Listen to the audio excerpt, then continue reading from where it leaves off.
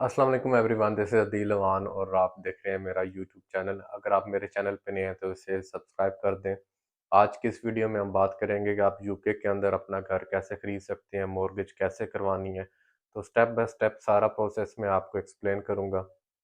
अपना ज़ाती एक्सपीरियंस भी शेयर करूँगा कि मैंने घर कैसे लिया, मुझे क्या-क्या स्ट्रगल करनी पड़ी। तो डेफ़िनेटली अगर आप यूके के अंदर लॉन्ग टर्म रहना चाहते हैं और यहाँ पे परमानेंट सेटल होना चाह रहे हैं, तो रेंट पे रहना एक कोई अक्लमंदी का काम नहीं है एक लॉन्ग टर्म के लिए। तो इसके लिए आपको अपना ज़ाती घर होना ज़रूरी है। तो रेंट पे रहने का मतलब यही है कि आप अपने पैसों को खुद आग लगा रहे हैं और आप किसी और की मॉर्गेज पे कर रहे हैं अपने पैसों से। और मॉर्गेज के हवाले से यहाँ पे एक मिथ है, कॉमन यूज़ होती है, लोग बातें करते हैं कि जिसके पास आईएलआर नहीं है वो या यूके के अंदर घर नहीं बाय कर सकता, उसको मॉर्गेज नहीं मिलेगी। सो ये एक मिथ ही है, इसका हकीकत से कोई ताल्लुक नहीं है। हाँ, स्टूडेंट वीज़ा पे आपको मॉर्गेज मिलना बहुत मुश्किल है, बैंक आपको अलाउ नहीं करता, लेकिन किसी के पास अगर वीज़ा है, राइट टू वर्क है, तो वो मॉर्गेज हासिल कर सकता है, अपना घर बाय कर सकता है। इसकी एक एग्ज़ाम्पल मैं हूँ, आपके सामने हूँ। तो मेरे पास आईएलआर नहीं था जब मैंने मॉर्गेज अप्लाई की, तो अल्हम्दुलिल्लाह वो सक्सेसफुल भी हुई मॉर्गेज एप्लीकेशन और मैंने अपना घर भी खरीदा। आईएलआर होने के बाद मॉर्गेज अप्लाई करने का ये फ़ायदा है कि आपके ऑप्शंस बढ़ जाते हैं। जैसे कि बैंक ज़्यादा से ज़्यादा बैंक आपको मॉर्गेज की ऑफ़र करते हैं और आपको अच्छे रेट के अंदर मॉर्गेज जो है वो मिल जाती है। लेकिन अगर आप वीज़ा पे हैं, आपके पास राइट टू वर्क है, आपको 3 साल मुकम्मल हो गए हैं यूके के अंदर लीगली तौर पे रहते हुए, तो आप फिर भी मॉर्गेज अप्लाई कर सकते हैं। ऑप्शन बिल्कुल थोड़े से कुछ लिमिटेड हो जाएँगे, लेकिन इसके बावजूद आपको मॉर्गेज मिल सकती है। यूके के अंदर मॉर्गेज कैसे लेनी है, उसका क्या प्रोसेस है, उसके बारे में बात करते हैं। सबसे पहली फर्स्ट रिक्वायरमेंट ये है कि आपके पास एक अच्छी जॉब होनी चाहिए, आप फुल टाइम एम्प्लॉय हों, आपके पास परमानेंट कॉन्ट्रैक्ट हो, एक अच्छी इनकम आ रही हो, ताकि जितनी इनकम ज़्यादा होगी आपकी, इतनी ज़्यादा अच्छी मॉर्गेज आपको मिलेगी। और मुझे याद है कि जब मैंने मॉर्गेज अप्लाई करनी थी, तो मेरे पास परमानेंट कॉन्ट्रैक्ट था, इसके बावजूद मैं ओवरटाइम करता था, ज़्यादा से ज़्यादा काम करने की ट्राई करता था ताकि मेरी इनकम बूस्ट करे और इनकम बूस्ट करेगी तो मुझे मॉर्गेज भी ज़्यादा मिलेगी।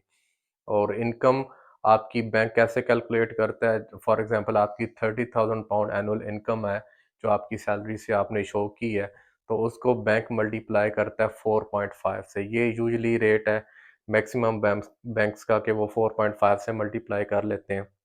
अगर 30,000 को 4.5 से मल्टीप्लाई करें तो ये 1,35,000 पाउंड आपकी थ्रेशोल्ड बन रहा है कि इस थ्रेशोल्ड तक आपको मॉर्गेज बैंक ऑफर कर सकता है। सेकंड नंबर पे जिस चीज़ के लिए आपने कॉन्शियस होना है वो आपकी अफोर्डेबिलिटी है। तो अगर प्रिंसिपल ऑफ एग्रीमेंट के अंदर बैंक आपको 1,35,000 पाउंड की मॉर्गेज ऑफ़र कर रहा है और आपके पास 5 या 10% डिपॉज़िट है, तो आपने अपने बजट के अकॉर्डिंग रह के अपने घर देखना। फॉर एग्ज़ाम्पल आपका बजट बन रहा है 1.5 लाख पाउंड या 1,60,000 पाउंड और आप 2.5 लाख या 3 लाख पाउंड का घर वो आप पसंद करके बैठ जाएँगे, तो फिर ये आपके लिए प्रॉब्लम होगी कंप्लीशन के अंदर। तो आपने अपनी अफोर्डेबिलिटी के अंदर अपना घर सर्च करना है जो आपने खरीदना है। इसके लिए राइट मूव, ज़ूपला और बाकी काफ़ी ऐप्स मौजूद हैं, वेबसाइट्स अवेलेबल हैं, जिनसे आप अपना प्राइस रेंज के अंदर अपना घर सर्च कर सकते हैं। और अफोर्डेबिलिटी आपकी बैंक अपने तरीके से भी सर्च करता है, चेक करता है।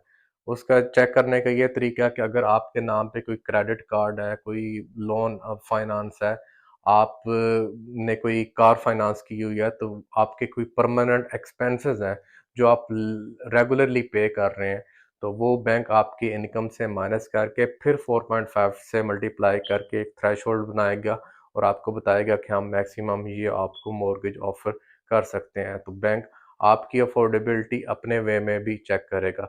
ये सिर्फ नहीं होगा कि आपकी इनकम 30,000 है तो उसके अकॉर्डिंग ही आपकी वो मॉर्गेज 4.5 से मल्टीप्लाई कर देंगे। बैंक ने अपनी अफोर्डेबिलिटी भी देखनी होती है कि आप ये मॉर्गेज अफोर्ड कर सकते हैं या नहीं कर सकते।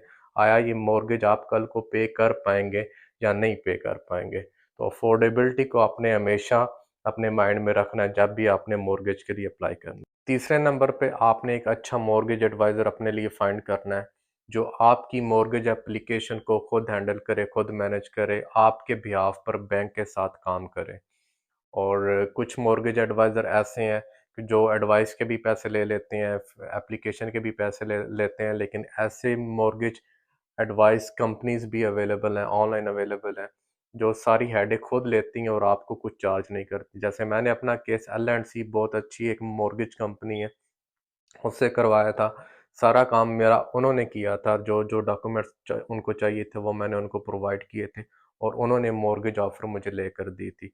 तो एक अच्छा मॉर्गेज एडवाइज़र आपके पास होना ज़रूरी है, जो आपके सारे सर्कमस्टांसेस को जानता हो, तो वो आपके फाइनेंसेस को जानता हो, ताकि वो आपको अच्छी एडवाइस भी दे सके और अच्छी मॉर्गेज भी आपको लेकर दे सके। जब आपने मॉर्गेज की एप्लीकेशन अप्लाई करनी है, तो बैंक आपसे एटलीस्ट 3 मंथ्स की पे स्लिप्स मांगेगा, 3 मंथ्स की बैंक स्टेटमेंट्स मांगेगा, आपके रेजिडेंस के डॉक्यूमेंट्स मांगेगा, आपकी आईडी वेरिफिकेशन और इस तरह के जो भी सपोर्टिंग डॉक्यूमेंट्स होंगे वो आपको प्रोवाइड करने होंगे। आप अप्लाई कर देंगे, बैंक का एक प्रोसेस होता है 2 से 4 वीक्स का, और इसके अंदर वो आपका सारा केस असेस करेंगे, आपकी अफोर्डेबिलिटी चेक करेंगे और आपको एंड पे फाइनल मॉर्गेज ऑफर प्रोवाइड करेंगे। मॉर्गेज ऑफर के अंदर आपको लेटर आपके घर के एड्रेस पे आएगा कि मैक्सिमम इतनी मॉर्गेज बैंक आपको ऑफर कर सकता है, और आप अपना कंप्लीशन करवा सकते हैं अगर आप इसको एक्सेप्ट कर लेते हैं। तो इसके बाद आपने मॉर्गेज को एक्सेप्ट करना है या डिक्लाइन करना है, ये आप पे डिपेंड करता है। अगर आपकी रिक्वायरमेंट्स मीट हो रही हैं तो आप मॉर्गेज ऑफर एक्सेप्ट कर लेते हो, और उसके बाद जो चौथा स्टेप है, आपने एक सर्वेयर हायर कर लेना है। सर्वेयर आप हायर करते हो, जो आपने प्रॉपर्टी आपने पसंद की होती है, जो भी आपने देखी होती है, वो सर्वेयर आपकी बिल्डिंग का सर्वे करता है, उसकी सारी चीज़ें चेक करता है, उसकी इलेक्ट्रिकल वर्क, उसका गैस वर्क, उसकी कंस्ट्रक्शन, उसकी छत, उसका फ्लोर, ईच एंड एवरीथिंग आपको फिर वो उसके बारे में रिपोर्ट करता है। थोड़े से पैसे होते हैं वो चार्ज करते हैं, 300 या 400 पाउंड उनकी फ़ीस होती है, तो वो आपको लाज़मी सर्वेयर अपना हायर कर लेना चाहिए। दूसरा सर्वेयर बैंक की तरफ से होता है, जो घर का सर्वे करके बैंक को रिपोर्ट करता है कि घर की आया वैल्यू कितनी है, उसके अंदर अगर कोई ख़राबी है तो वो भी बताते हैं। लेकिन अपना सर्वेयर हायर करना इसलिए ज़रूरी है कि जो बैंक का सर्वेयर होता है वो जस्ट बैंक को रिपोर्ट करता है, आपके पास उस घर के बारे में कोई रिपोर्ट नहीं आ रही होती। अगर आप सर्वेयर हायर नहीं करते हो, तो अगर कोई खुदा ना खास्ता घर के अंदर कोई इशू है, कोई प्रॉब्लम है, तो आपको फिर वो पता नहीं चलेगी। आप घर ले लोगे, 2 साल 3 साल के बाद आपको प्रॉब्लम नज़र आएगी कि घर के अंदर ये मसला था, वो मसला था। सो सर्वेयर आपको लाज़मी हायर करना है।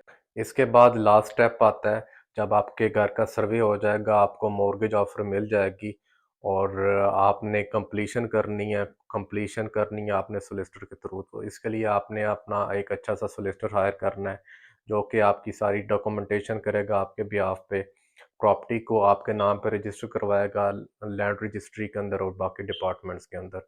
इसके अलावा वो कॉन्टैक्ट में रहेगा आपके बैंक के साथ भी और सेलर के सोलिसिटर के साथ भी।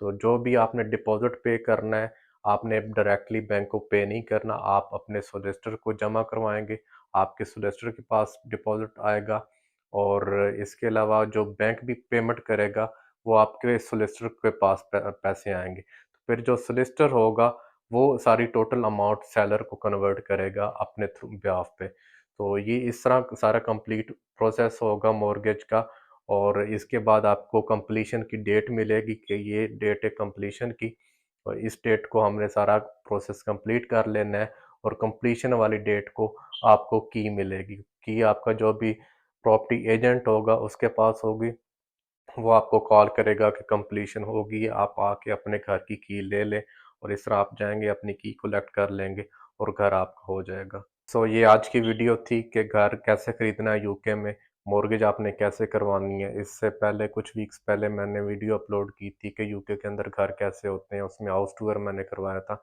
अगर आपने वो वीडियो नहीं देखी तो उसे भी सर्च करके देख लें। उम्मीद करता हूँ आपको आज का व्लॉग अच्छा लगा होगा। वीडियो अगर अच्छी लगी है, इन्फॉर्मेशन आपको मिली है इस वीडियो से, तो इसे ज़रूर लाइक और शेयर कर दें और मेरा चैनल सब्सक्राइब कर दें। मिलते हैं नेक्स्ट वीडियो के साथ। अल्लाह हाफ़िज़।